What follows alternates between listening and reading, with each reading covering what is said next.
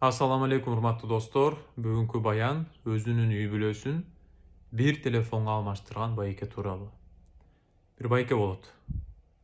3 баласы жана аялы болот. Жашынакай үй бүлөсү болот да. Күнүмдүк жашоо, тиричилик, байке жумушка барат, үйгө келет, жумушка барат, үйгө келет дегендей. Анан бирок бир өтө чоң ноосу болот да байкенин. Мындайча айтканда бир минусу болот. Телефонго өтө зависим болот да. Жумушта деле телефон, ушунчалык баягы телефонго кирип кеткен, зависим болупчу. Жумушта деле телефон, келатып жумуштан маршруткада келатса деле телефон, үйгө келсе деле телефон да.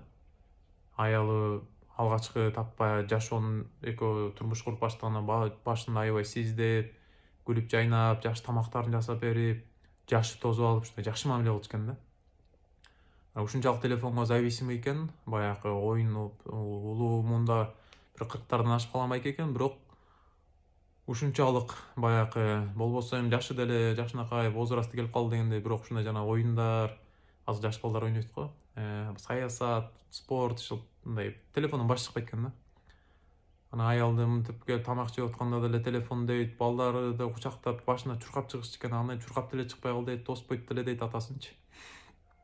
Балдарым мынакей ата мынтип тинтти, мектептен тигинди окуп келдим десе деле баягы ноль внимания да, мындайча айтканда. Мам, жакшы деп коет дейт, бирок телефонда баягы элечи.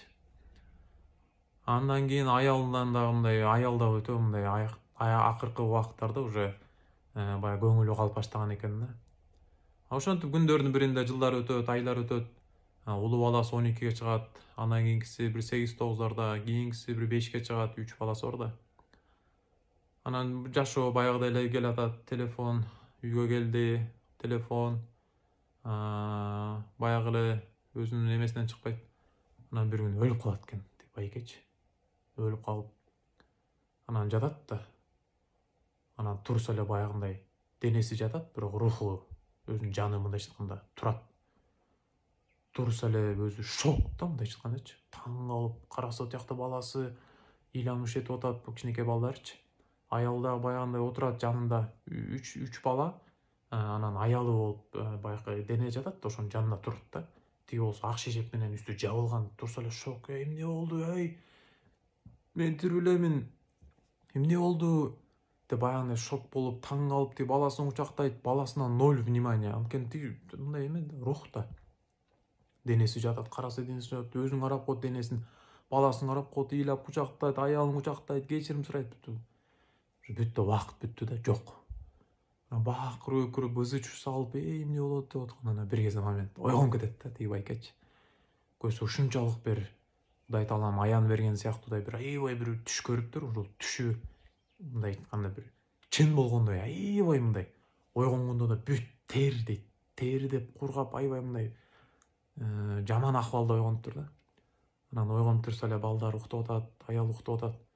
Анан ушунчалык ызаланып, ушунчалык ачуусу келип анан келип туруп, телефонду эшикке чыгып туруп, жара чапкан экен да. Ушу сенин айыңан мен ушул үй бүлөмөн айрылып калчудай болгон экенмин депчи.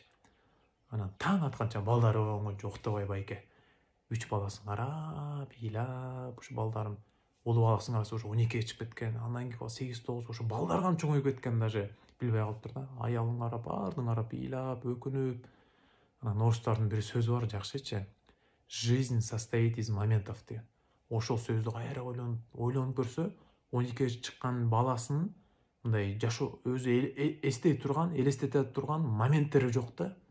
Неге аны телефон менен эле өткөн да жашоосучу? Жашоо тиричилик менен ушундай нерселер менен өтүп кеткен. Анан турганда баардыгын кучактап, ыйлап, кечирим сурап, мындан ары мен силер менен болоюнчу, мен менен болгулачы, бир үй бүлө бололучу, бир семья бололучу, мени кечирип койгулачы деп аябай кечирим сурап, ошондой байке мындайча айтканда телефонду жыйыштырып, ушу баягы мен жашоомдо моменттерди сактап калайын деп. Жана сутьту түшүнүңөр да, жизнь состоит из моментов деген. Биз жашоочу, мисалы үчүн сиз 80-ге чыгасыз, 90-га чыгасыз, Кудай берсе 100-гэ чыгасыз. Небереңиз келип, бирөө келип туруп, ата мындай жашооңуз кандай болду деп айтып берчи десе, моменттерди эле айтып бере аласыз да. Айтып бербесеңиз да эстейсиз. Аял менен уруштум эле, балам менен мынчтым эле, жаман жактарды, жаман моменттерди эстейсиз. Же жакшы моменттерди эстейсиз, мындай болду эле, тигиндей болду эле. Так 100 жылдык жашоону айтып бере албайсыз да, мисалы үчүн 80 жылдык, 60 жылдык, канча жашка